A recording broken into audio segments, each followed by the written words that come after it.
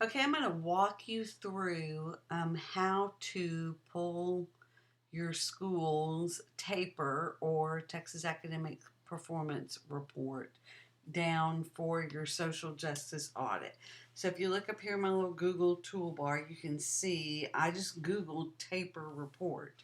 Let me pop back. I'll show you what I got. Okay, so I'm going to get Texas Education Agency TAPR, and I clicked on, no, I think I clicked on that. All right, so there I am. All right, so I'm going to, looks like these are the final Texas TAPR reports. So I've got that. All right, so you want to search by campus. I will put uh,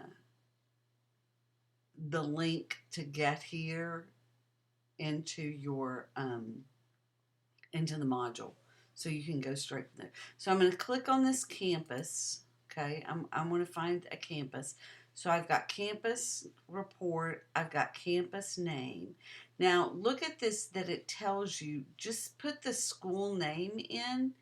Don't put the type of school that it is. So let me see. I'm going to do Reggae Elementary in Nacogdoches. So I'm just putting in Reggae. All right. So here I've got Reggae Elementary in Nacogdoches, and I've got View the Report. All right. And here it pops up for me. I've got the 2015-16 report for Reggae Elementary. All right. It's going to tell us, first of all, that they've met the standard and their distinction designations are academic achievement in math and science, and they're in the top 25% in student progress. Now, what we're going to do is we're going to go through this and we're going to look at this to do what we call a social justice audit. So, when we do a social justice audit, we want to look at how groups are, not how the whole school is performing, but how specific groups are performing. So when we look across here we have the state average. So this is third grade reading that we're looking at for 2016. For the state, the passing rate was 73%. 73% of all third graders in the state passed in reading. For the district, so this is going to be Nacogdoches, only 59% of the district passed. So the campus has 82% passing. So you can see that this campus is doing really well. Not only are they above the state average, but they're most definitely way above at the district level. Same thing for math here. You see that they're above in math. So now we're going to start looking at this based upon different groups. So we have African Americans. They 75% of African American third graders passed. 75% of Hispanic. 89% of white. And 77% of economically disadvantaged. They did not, where you see these stars, that means that they're a little, I can't tell if that's a star or a dot. It may just be a dot. That they did not have enough students in that population for their scores to count.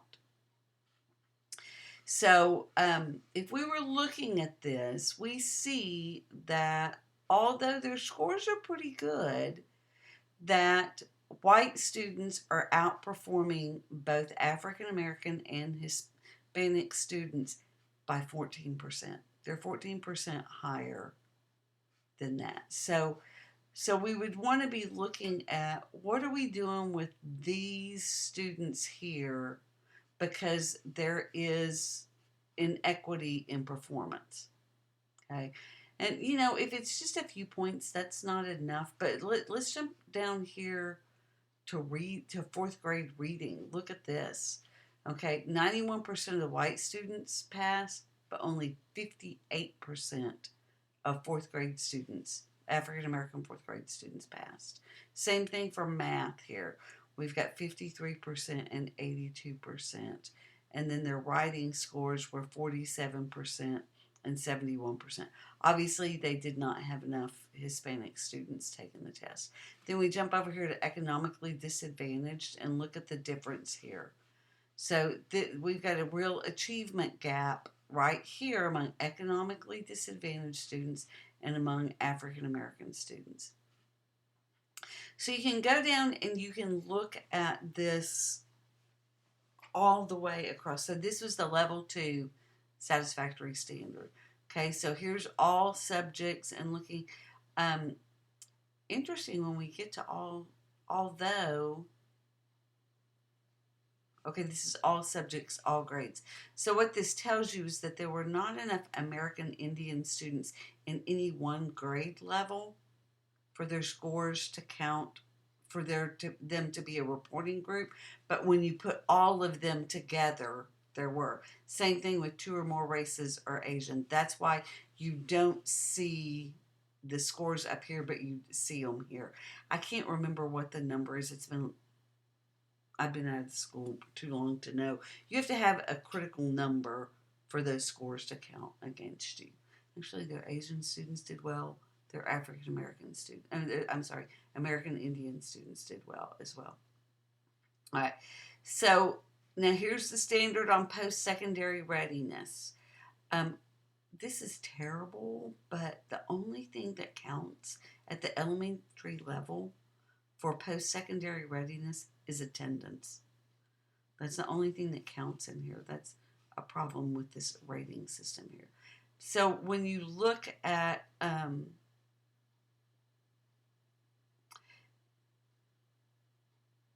this,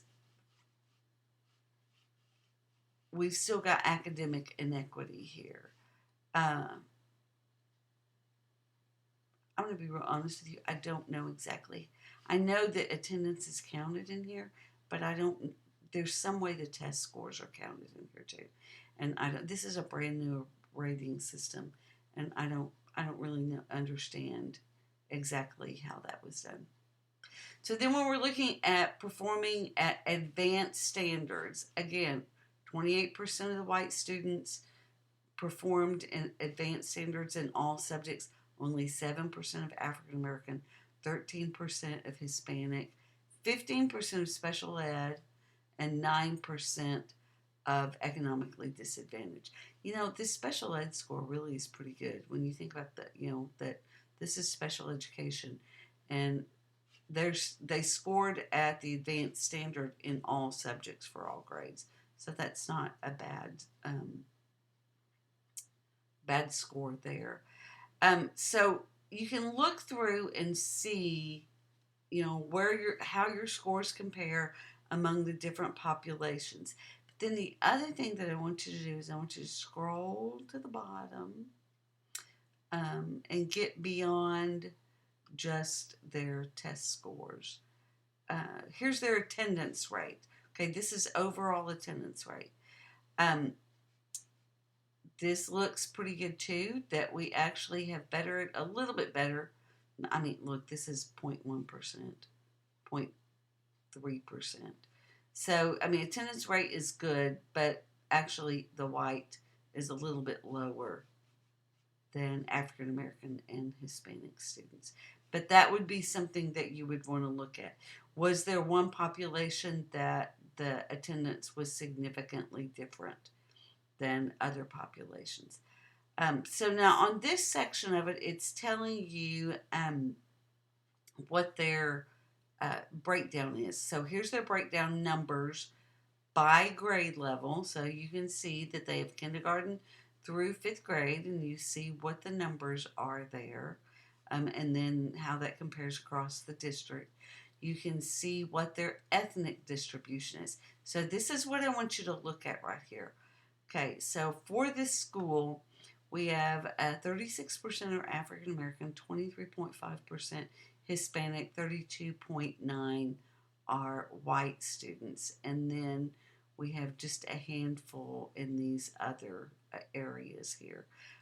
They are 71.8% economically disadvantaged, 17.6% English language learners, 0.2% of their students had disciplinary placements, that was just one student had a disciplinary placement in the previous year. That means they were removed from campus. So that child went to the district alternative education program for some reason. 61.7% at risk. They have 11.8 mobility rate. Then retention rates. This shows you how many they had. 12.9% of their kindergartners were retained. This is not broken down by ethnicity here. Here's average class sizes. What I want you to do, though, okay, here's what I want you to do. Let's go back up here. I think I'm going to have to write these down because as I scroll, I'm not going to remember what it is. All right, so we're 36% African American, 23.5 Hispanic, about 33% white. Let's go down here to this teacher ethnicity. 13.3% African American, 3% Hispanic, 83.3% white. So their teacher population does not reflect their student population.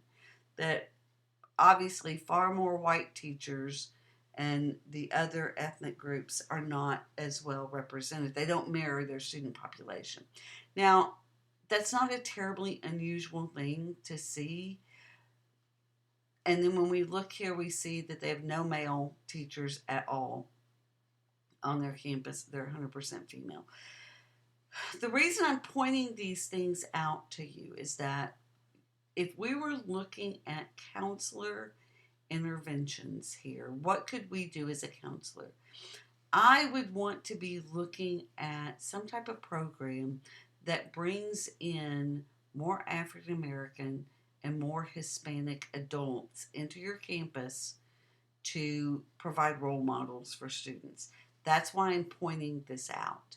If this was well balanced, it might not be as necessary to look at for a racial standpoint. We obviously need to get some more male volunteers into this school doing some volunteer work or doing something with these kiddos. When we look, okay, so 83.3% of their teachers have a bachelor's, 16.7% have a master's. Okay, right here, this is the other thing that you want to look at is the years of experience. So what was our at-risk rate? It was like 61.7% at risk. So when you're dealing with an at-risk population, obviously you need teachers with more experience. So for them, they had only two of their teachers were beginning teachers. 8 had 1 to 5 years of experience. 20 of their teachers have more than 6 years of experience. So this is a good thing to have here. This looks good for that. If you looked at some of the other schools here in Nacogdoches, you're not going to see that. We've got some of our most at-risk campuses have teachers with the least amount of experience there. So that's the other thing to look at. I'm going to give you some more information about what I want you to do with this assignment in the module. But I wanted to show you this is the way to read this, and this is what I want you to be looking for with this. Here you can see kind of the average salary here as well. And then teachers by breakdown. That 88% of their students are enrolled in ESL. 28% in gifted and talented. I'm sorry, not percent. These are numbers. 28 students in gifted and talented. 33 in special ed. So there's their percentages there, and you see that this is not broken down by subpopulations. It's just giving you a count there. So that's how I want you to read this. I'll give you more information about it as you get into the module, and you'll know what I want you to do with this. Okay.